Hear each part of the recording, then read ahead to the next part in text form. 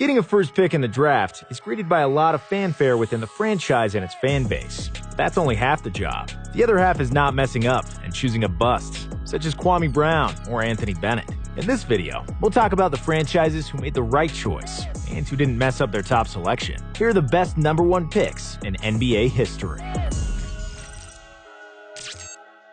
Number 10. Allen Iverson. In the battle of two great players who never won a title, we selected Allen Iverson as the last member of this list before Patrick Ewing. AI was not necessarily a better player than Ewing, nor does he have a better resume on the court, but his impact on the court was much bigger, and he is, to this day, one of the most popular players who ever played. Allen the Answer Iverson was selected first in the stacked 1996 draft, which included Kobe Bryant, Steve Nash, Ray Allen, Antoine Walker, and Stephon Marbury. The Answer was only 6 feet tall, which was by no means destined to dominate the league, but no one counted on his insane speed, killer mentality, explosive first step, and tons of charisma. Nobody could stay in front of Iverson off the dribble, and in his prime, he was arguably the most exciting player in the NBA. He led the league in scoring 4 times, and in 2001, he won the MVP award and led the Sixers to the NBA Finals with one of the most legendary playoff runs in NBA history. AI never won the title, but he was the people's champ, and his influence on the league is still felt today. Number 9. Elgin Baylor. I'm far too young to have watched Elgin Baylor play basketball, but those who did watch him usually talk in superlatives. And some players, like Charles Barkley, say that Baylor is among the 5 best players who ever played. Elgin was selected with the first pick in 1958 by the Lakers, who still played in Minneapolis at the time. He didn't just convincingly win Rookie of the Year award and averaged 24.9 points, 15 rebounds, and 4.1 assists per game. He immediately proved to be one of the league's best players. In the next 12 years, Baylor, together with Jerry West, would push the Lakers to 8 NBA Finals and lose each and every one of them. The Celtics, led by Bill Russell, were to blame for 7 of those finals losses and were by far the best team in the league at the time. Strong and athletic, standing at 6'5" and 225 pounds, Baylor was the most spectacular player who played in the NBA in the 60s outside of Wilt Chamberlain. Elgin averaged 27.4 points and 13.5 rebounds during his 14-year career with the Lakers, and his 61 points in a playoff game was the second best scoring performance ever, behind Jordan's 63 in the Garden against the Celtics. Number 8. Oscar Robertson. Oscar Robertson was selected with the territorial pick in the 1960 NBA Draft, in front of Jerry West and 3 other Hall of Fame players. The Big O was a complete player, and he could do anything on the court. He could score and assist with ease, and although he was a point guard, at 6'5", he was tall and athletic enough to dominate the boards. Oscar ended his NBA career with an average of 25.7 points, 7.5 rebounds, and 9.5 assists. To be fair, we have to say that those numbers are inflated due to the insane number of possessions in the 60s. Still, nobody can take away 181 triple-doubles he had in his career, which still leads the NBA, and his triple-double season, which was believed to be the record that will never be broken until Russell Westbrook did it in 2016. Oscar could have played any position and was selected to the first All-NBA team throughout the 60s, but he couldn't get over the hump and win in the playoffs until he was traded to Milwaukee. There, he was the perfect Robin to Kareem's Batman, and they won the title in their first season together. Number 7. David Robinson. Robinson was the first pick in the 1987 NBA Draft, and we can safely say he was the best player in the draft that included Scottie Pippen, Reggie Miller, and Mark Jackson. Prime David Robinson was an agile 7-footer with the body of a Greek god, and he had no weaknesses in his game. Before he was slowed down by injuries in his first 6 NBA seasons, he won awards for Rookie of the Year, MVP, and Defensive Player of the Year, together with rebounding and scoring titles, 6 All-Star and All-NBA selections. Some people unjustly don't mention him among the best centers ever because he never won without Tim Duncan, and because he lost some playoff series in a memorable fashion, namely against Barkley in '93 and Olajuwon in '95.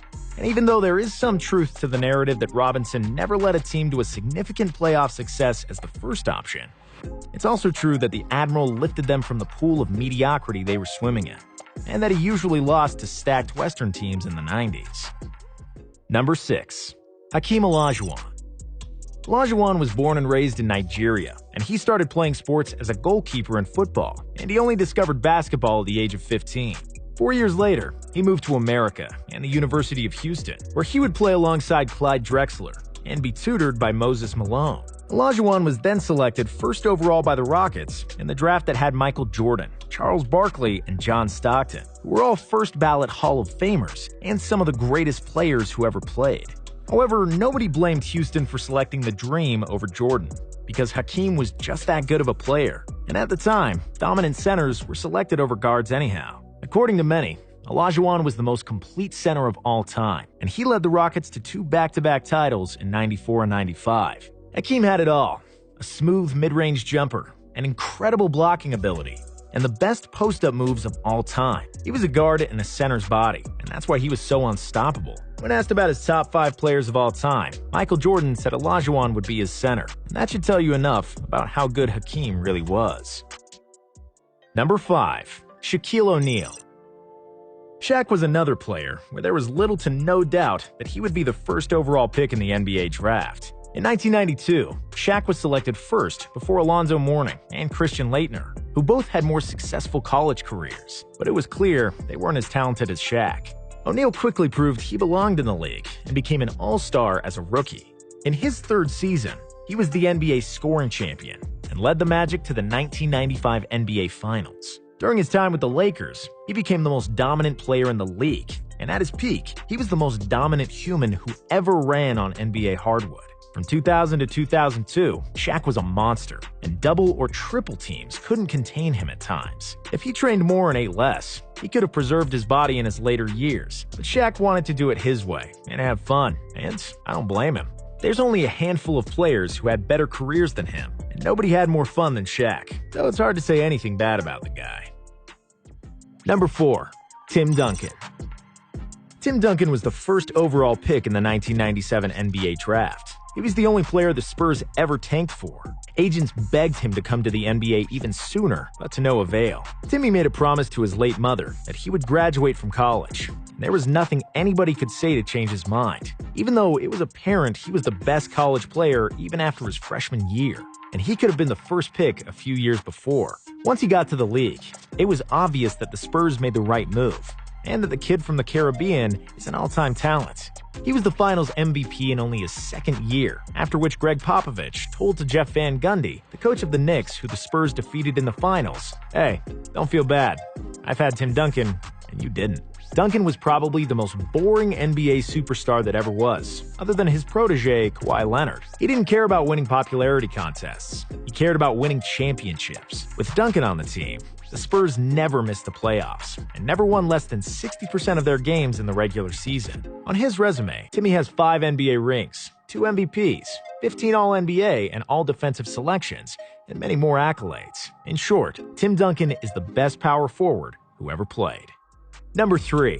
Magic Johnson.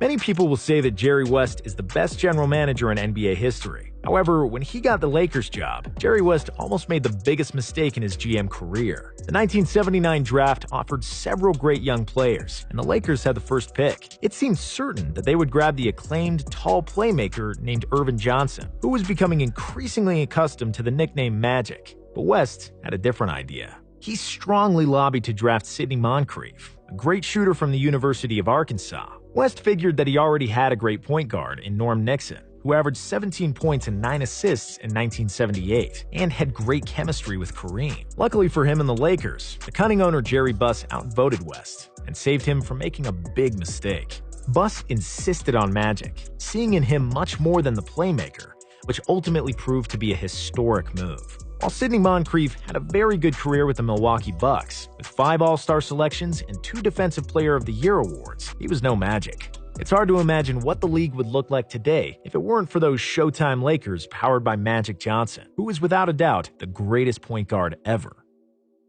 Number 2. Kareem Abdul-Jabbar. Lou Alcindor was born in New York in 1947, and even though he gravitated towards books and music, basketball became a logical choice when he began to grow like mushrooms after the rain. At the age of 14, he had already reached 6'8". In high school, he led his team to 3 state championships, becoming a well-known athlete across America as a teenager. He broke various records playing for UCLA in college, winning 3 titles with coach John Wooden, and became the hottest commodity for NBA teams. The Milwaukee Bucks won the coin flip that secured them the #1 pick, and they had no doubt who they would select. Alcindor replicated his dominance from high school and college to the NBA. He won the Rookie of the Year and averaged 28.8 points and 14.5 rebounds, and the Bucks improved their record by 29 wins from the previous season.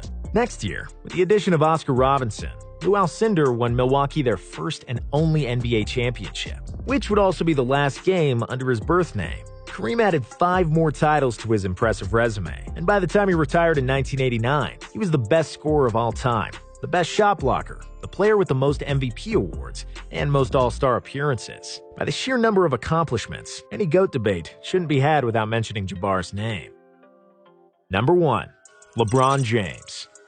If you watched any game of LeBron James in high school, it was instantly clear that LeBron was not an ordinary kid. He was an unbelievable athlete for such a young age, paired with a basketball IQ that comes along every couple of generations. Soon, pictures of the 16-year-old kid from Akron flooded the front pages of all the relevant sports mags: Slam, Sports Illustrated, ESPN, and they all said the same thing: he's the future #1 pick in the draft. When the time came, they were all right, and fate would have it that he would get drafted first overall just across the town where he grew up. Cleveland finally had sports hope, and LeBron James was the chosen one. LeBron quickly showed that they didn't make a mistake with a high school kid, even exceeding the hype. He dragged one of the worst teams to the finals in 2007 and displayed heroic performances in 2008 and 2009, only to come up short. LeBron's decision in 2010 was logical, and in retrospective, it was the correct one. In Miami, he became a better post player and a better shooter, and learned what it takes to win it all. In 2014, he returned home with a championship pedigree